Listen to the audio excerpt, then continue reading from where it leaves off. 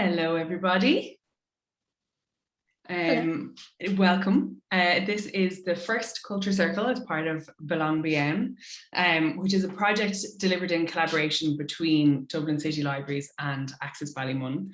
The project is celebrating art and celebrating culture, and very importantly, celebrating libraries as a vehicle for art and culture, and also then the impact of those on our well-being, the positive impact of them on our well-being. There are many elements to this project. This is only one. So you will find podcasts, you'll find children's animations, and various special events happening across the month of January and into the beginning of February. So you'll find all the detail of that on accessballymun.ie and dublincitylibraries.ie. The Culture Circle is an opportunity to hear from artists, from Access staff, from librarians and library staff about what they're reading, what they're watching. It's a no commitment or a low commitment book club of sorts, where we're going to gather suggestions and recommendations from people who are immersed in the arts as to what it is that they're watching and reading, what they're looking forward to. We are sharing recommendations at the moment from the Dublin City Librarians for audiobooks, books and films, all of which are accessible via the Dublin City Libraries.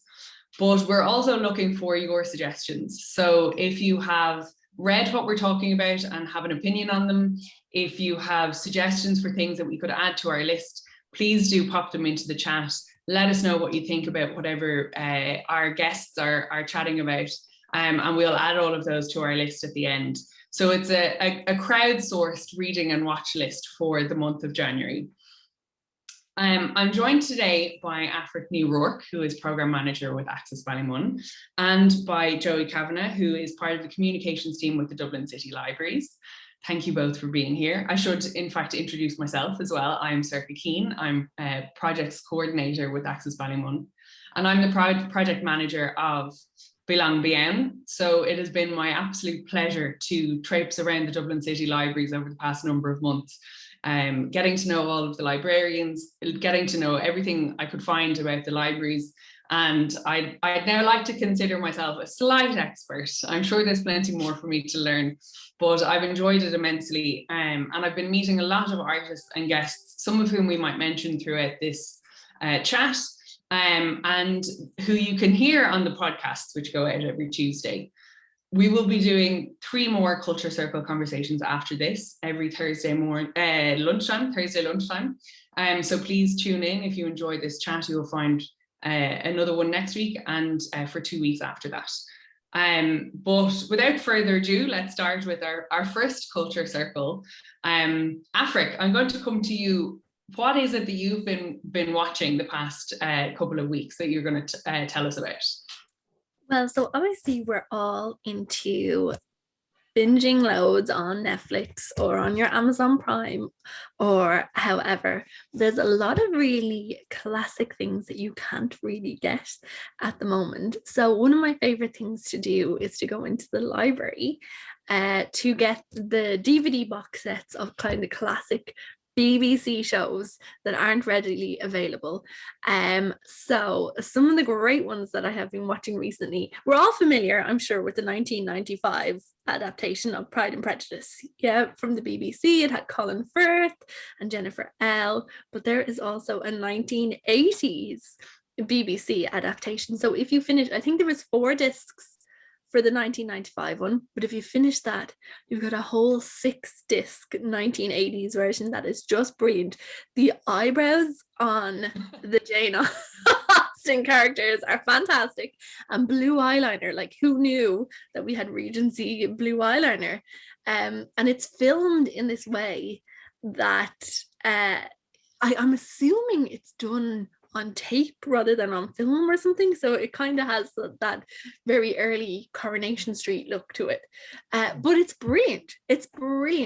I have always enjoyed, like, there's obviously a lot of Pride and Prejudice adaptations. I'm going into a deep dive here.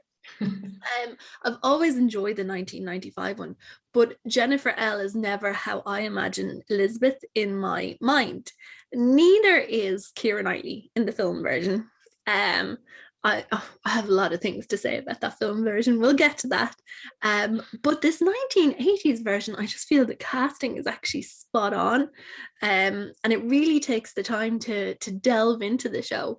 And it's something that you're not going to stumble across on a streaming site. It's almost forgotten. So getting the chance to watch that on DVD is fantastic. And there's a lot of other real BBC classics. He knew he was right.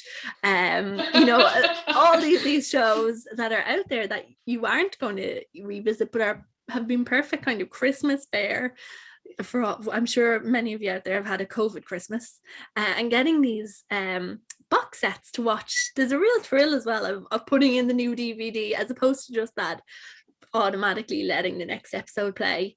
It feels like you're more engaged with it. So I've really enjoyed that.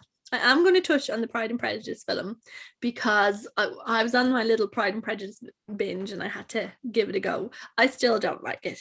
Keira Knightley, Matthew McFadden.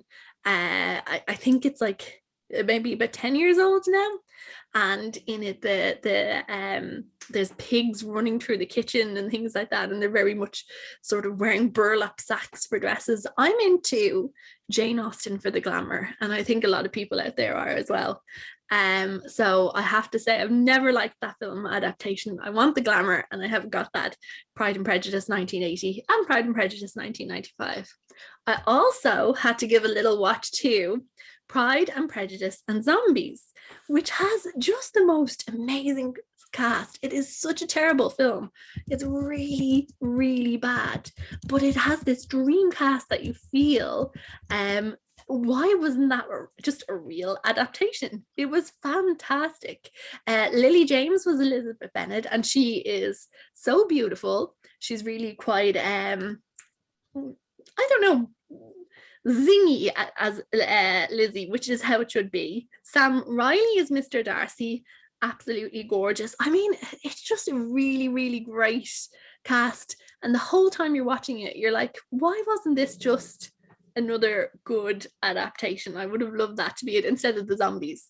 I'm not the biggest fan of these versions that suddenly add in that fantastical element, but I did read Mr. Darcy, Vampire, and that was good fun. That was good fun as well. And I suppose while I'm on my Pride and Prejudice deep dive, apologies, my dog is just barking in the background. She's very, very annoyed at my thoughts on Pride. He disagrees. Obviously, he loves the zombies, Aifric. Exactly, loves the zombies version, and it's just like, yeah, no, this is what I want.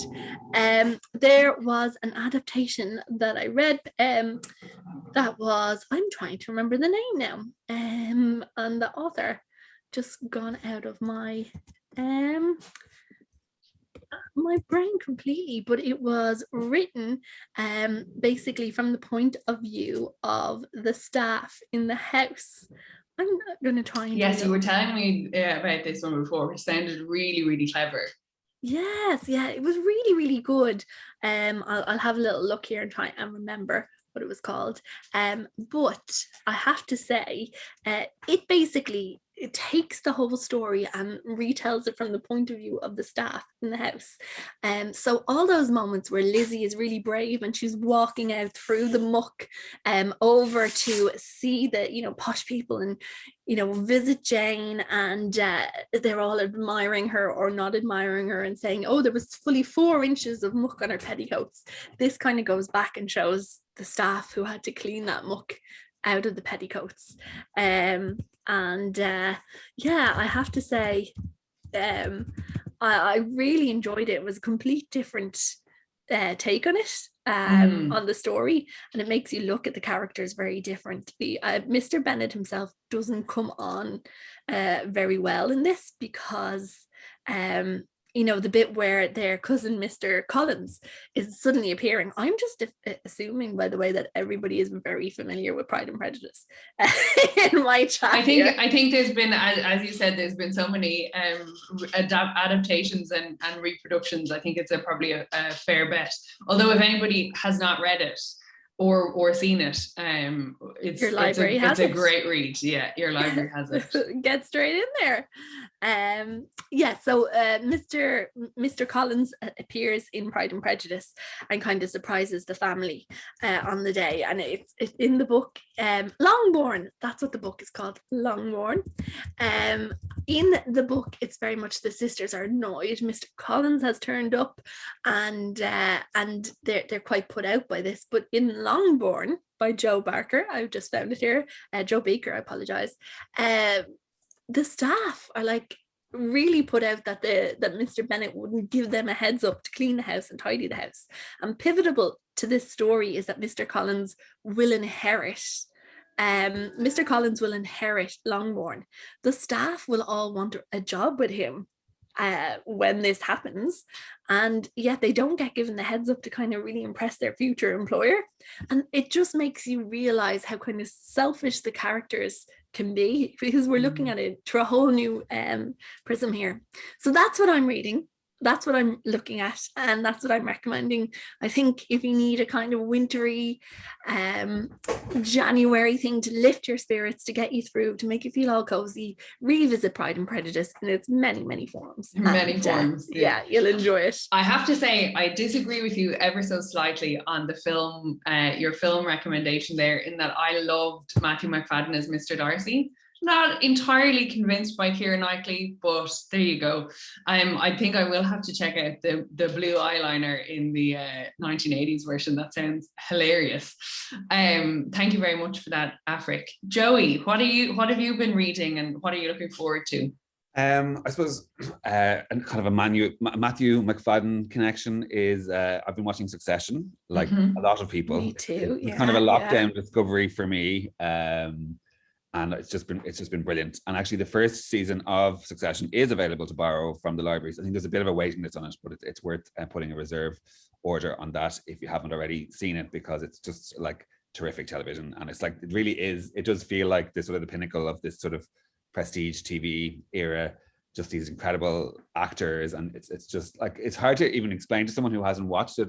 It's like, yes, it's this sort of wealthy family. It's this sort of based on this tycoon who seems to have a little bit of a resemblance to maybe Rupert Murdoch, and his children sort of vying for his attention and to be his successor. But it's just so joyous to watch, and the performances by like people like Kieran Culkin and Brian Cox and Jeremy Strong, just like you'd watch them like reading the phone book or something. It's just really gripping, and I love the kind of snippets you hear from behind the scenes. So there was a profile, I think, that the New Yorker ran on Jeremy Strong. I don't know if either of you read it or heard about it, where basically he either studied with or worked with Daniel Day-Lewis and is really into the method acting side of things. So it's quite a bizarre profile, and he says some pretty sort of outlandish things.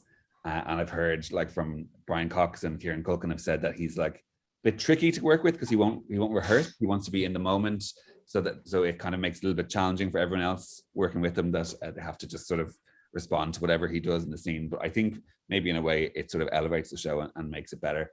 And I think I've heard as well that the sort of director or the makers of the program give all the actors sort of an improv take, so they kind of get a chance to sort of play with the script and incorporate their own ideas, and that some really great elements in the show have come from that. So that's a big recommendation. At the moment, I'm reading 2 books, both for book clubs. Okay. So I'm under pressure to get one of them read by next week. I'm reading Sally Rooney. You may have heard of her. And I should shout out to my colleague Karen in the Dublin City Libraries, who is not a fan of Sally Rooney. I was joking earlier that I was going to tell her that she recommended it, but she's staunchly opposed to the writing and the TV adaptations of Sally Rooney's books. But I'm really enjoying Sally Rooney, and I know that she came under a lot of criticism, which is probably inevitable after the wave of success that she's been on. There's going to come a backlash or a response to that. But I just find like I almost like drink the books up. It's just that I find them a very easy read. I think this is the third one I've read, and like I normally get them sort of through them in 2 to 3 days, which isn't the case for every book. And I what I like about Sally Rooney's books, and I know some of the criticism was like it's very white, it's very sort of it's sort of the characters are from a similar demographic in each book, but I find that these people, even if the characters aren't very likable, they're very familiar to me. That even if I kind of take against a character, I've encountered versions of these characters in Dublin. I'm a few years older than Sally Rooney, but I've definitely encountered those sort of NCAD types that were in the first book, and the sort of the ga head, like it was in the normal people. I remember a few of them, a few Connells from my time studying in DCU. And yeah, I just find them very easy to get through. And yeah, I'm a Sally Rooney apologist and defender. Another book I'm getting through a lot slower is The Overstory by Richard Powers. I think it might have been longlisted for the Dublin Literary Award a couple of years ago, and it won the Pulitzer Prize. It's a very wordy book, but it's quite dense. But for me anyway, it's a bit of a slog to get through. Not to say that I'm not enjoying it. It's based on trees, and again, which maybe doesn't sound the most appetizing, but each character is sort of linked to a tree, and it's sort of explored, and then eventually the sort of the roots of the tree or the character storylines tend to overlap. So I'm in the middle section of it now. So it starts off with roots, and then I think I'm in branches or trunk. I'm in now, and eventually I'll get to the crown of the tree. But yeah, I'm enjoying it. But it's probably not the type of book I would pick up off the shelf. But I'm reading it for a book club, and I'm looking forward to seeing how it all plays out. Yeah, so that's and I suppose the other thing I'm watching, and it's not available to borrow from the libraries, but it's sort of helped me a lot through lockdown, is the successive seasons of RuPaul's Drag Race. And I know Aifric is a RuPaul fan. So season 14 of Drag Race America is starting at the moment. They've taken it off Netflix, which is a bit of a brave choice. They have their own platform that you have to pay to subscribe to see it. But I really enjoyed, to be honest, it's like, yeah, it's been it was one of the constants, because they keep just churning out new versions of the franchise. There's the UK one, there's the Italian one, Philippines one. They do it, yeah, and they did one Down Under, which wasn't my favorite.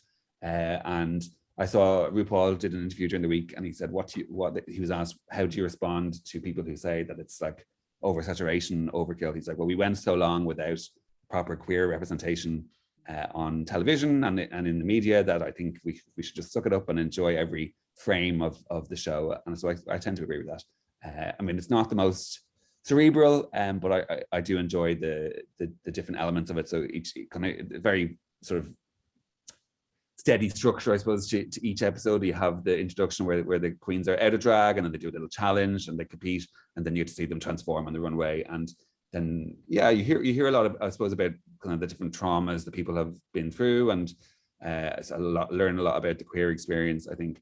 So I think there's a lot of value to it, and I'm not quite ready to give up on Drag Race just yet.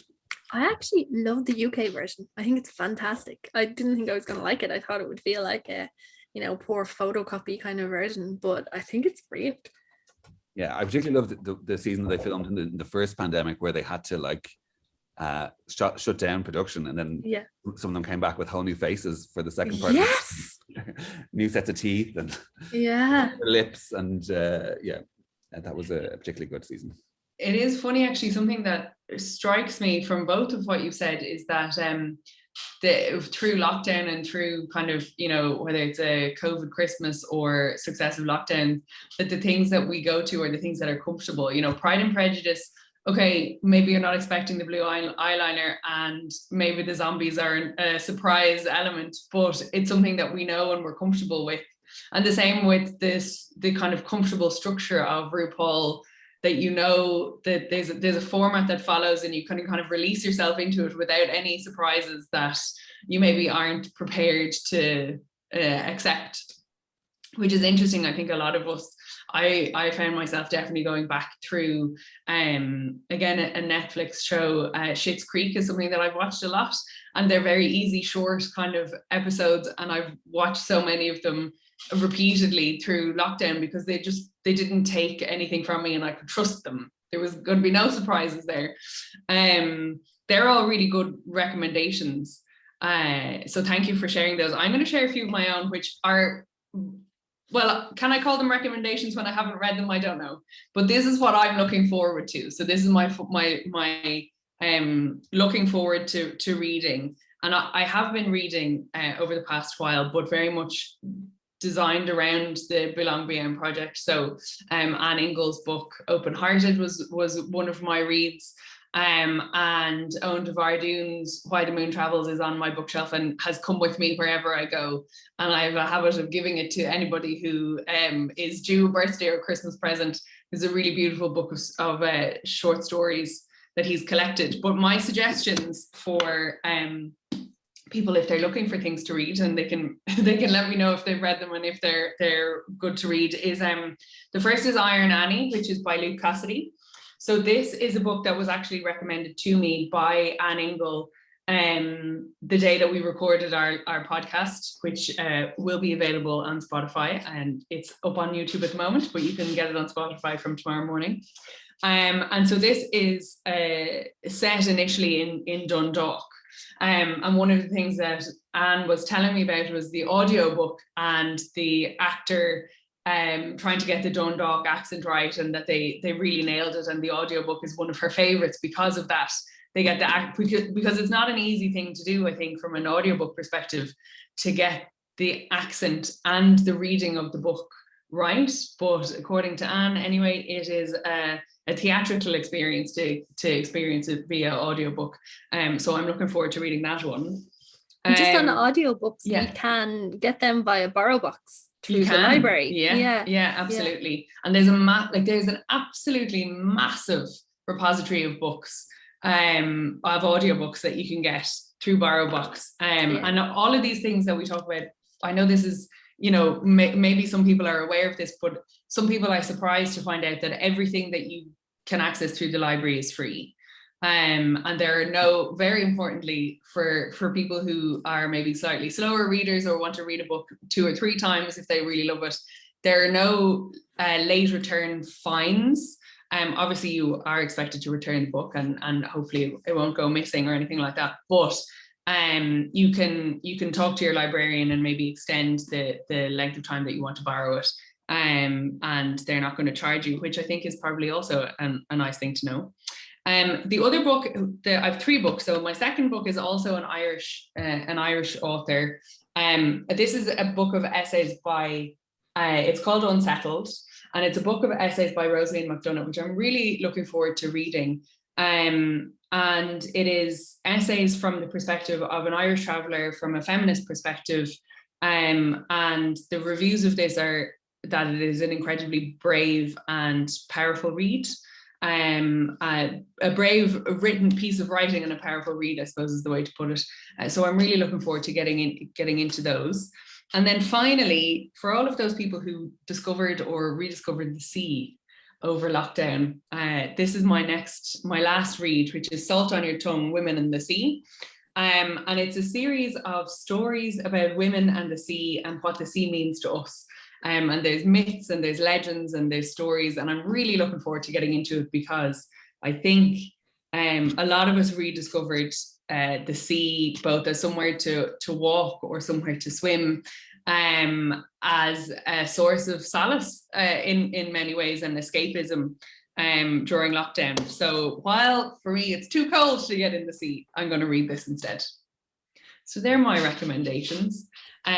We have a comment in here from Jill Colton for audiobook fans. Pride and Prejudice is in BarBox, and Pride, Prejudice and Zombies is there too. Thank you very much, Jill, for letting us know. So if you are intrigued by zombies in Longbourn, that's your option there. I have a question for the two of you. Yes. It was where do you stand on audiobooks? Personally, I can only really do audiobooks if it's like an autobiography or something like that, where it's sort of non-fiction. I struggle a bit with fiction on audiobooks. I prefer to have the visual stimulus of the page in front of me.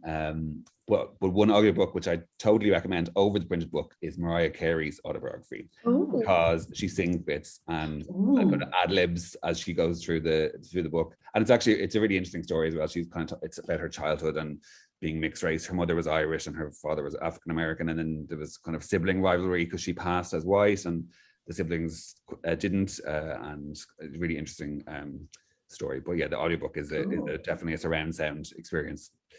I do love that though, when you get to hear people's own stories in their own voices. But I am a big audiobook fan in general. I moved far away from my job during lockdown for some reason, and so I have a nearly 2-hour bus journey in and out every day. So I love audiobooks. I was getting a little bit car sick with reading on the bus. I invested in a good pair of headphones that I love, and audiobooks have been a dream for me. Who reads them is a real issue though, because it can put you off. It really can. One series that I started listening to was The Rivers of London by Ben Aronovich, and they're read by Kavanagh Holbrook-Smith, and he has such an amazing voice that I actually started seeking out other books. There was like 8 books in the series, and I listened to them all, and then I was like, what other books does he read, just so I could listen to him reading them. And then there have been times when, because you can do a little test, and I started listening, and whoever is reading it doesn't really work for me, I've just had to stop. And I might love that book reading it myself, but I can't listen to the audiobook. So I love them. I think they're a lifesaver, and I'll definitely be getting on to Mariah Carey's one. I just think fantastic. Yeah, I've been slow now to find audiobooks for that reason, about the readers. I think, as you said, people who are telling their own stories in their own voice, there's something really powerful about that, because they have the perspective of what it was to be in that moment, or, you know, part of that story, in a way that somebody reading it who wasn't there just can't connect to the same kind of emotional power and emotional weight of that. I do like audiobooks that are slightly almost theatrical productions. So they kind of veer somewhere between audiobook and radio play. That would be where the kind of the sweet spot for me would be. And so any of the ones that have either multiple readers or have, you know, really good readers who kind of pull you all the way in and you forget that you're reading a book through your ears, they're the ones for me. So I do love those, but I am fussy, I have to admit. Yeah, I had one audiobook that I won't name, but there was a bit where it was like, what are you doing here, he said in his gruff Cockney accent, and I was like, yes, very gruff, very Cockney, like just such a posh reader. It was unbearable, and I think those moments really pull me out of it. So I like a little bit of theatricality, a little bit of accents in my audiobooks, definitely. I actually listened to recently The Old Curiosity Shop, and it was read by, what is her name, Jessie Buckley, you know, the Irish actress Jessie Buckley, who's been doing really well, and that was fantastic. That was a one-woman play by Jessie Buckley, so I'd recommend that as well. Great. Especially for anybody who's looking for, again, that kind of cozy wintry thing. Charles Dickens, just revisit him again and again, and that's a lovely way to do it. Thanks to Jessie. Oh, we have a comment in from Kira here. Audiobooks are great for when you're commuting, although not so good if the story makes you cry. That's a very good point. Yeah, crying on the bus with the mascara running down your face isn't exactly the look you're going for on your way to work. I've done that reading though as well. So I mean, one way or another, there'll be tears. Actually, this is embarrassing. So my bus journey is like almost 2 hours. So I was like, I could watch a film in that time. So just about 2 days ago, I was like, I'm going to try Encanto on Disney Plus on the bus journey home. And there was someone sitting beside me, and I was aware then that I looked like a weird adult woman watching a children's film on her phone, but I wanted to try it out, and I can't get anybody to watch it with me, and it is quite sad. And then I did start crying, and then I was the weird adult woman on her own watching a children's film and crying, so I had to stop there. Yeah, that's a brave move, actually. That's a brave move. Joe, you were going to come in with something there. Oh, just Aifric mentioned Jessie Buckley there, and it made me think of a film recommendation, which is The Lost Daughter. I don't know if either of you seen it. I've heard of this. So it's on Netflix. It's got Olivia Colman. It's got Jessie Buckley. It's got Dakota Johnson and Paul Mescal from Sally Rooney, Normal People, yeah. Normal People TV adaptation. But I really enjoyed it. It was the first one I watched this year. And I'm started this thing. I'm on this thing called Letterboxd now, where you sort of log your films. You can review them and see cool. how other people have reviewed them. So it was the first one I watched this year. But then I put it up there, and a friend of mine got in touch and said, "Have you read the book?" And I said, "No," because it's based on an Elena Ferrante story, which is available to borrow from the library as well. So it's in. I just checked the catalog earlier, and it's there as well. So it's called The Lost Daughter. Really enjoyed the film. It's on Netflix. I'm kind of hesitant to recommend things that aren't available to everybody, because I know that things are so scattered now between the different platforms. But it's always worth checking as well the library catalog. So just go to Dublin City Libraries, and if you type in, so like for example, Succession, you can type in a TV show or a film if you've had it recommended to you, or if you're interested to see it, and it's worth checking if it's there. So yeah, that's a good recommendation there on Netflix. The Lost Daughter. Great, cool. Well, thank you very much to both of you, Aifric and to Joey, for sharing all those with us. There's plenty there to start people off, and as I mentioned, we have a list of films, audiobooks and books, all available from the libraries that we've gathered from the Dublin City Librarians. I was just reviewing the list again this morning, and there is a really wide mix from, Ulysses, if you're brave enough to approach that, through things like Pride and Prejudice, or P.G. Wodehouse, which is another comfort read for me. These kind of funny, daft stories from kind of a bygone era in England. But then there's also some really interesting reads that I hadn't heard of, more up to date and more recent releases that I think from my research of them sound really, really interesting. So there's a little bit for everybody there, and you'll find them on our social media, on Access Ballymun social media, and on Dublin City Libraries social media and websites. And as I said, this is the first of 4. So please, if you enjoyed this, tell your friends. Join us next week for another Culture Circle, where I'll have some more guests to share what they've been reading and watching and what they're looking forward to. And check out the podcast and the other elements of the projects that are going out over the next couple of weeks. We'd love to have you with us. So thank you very much.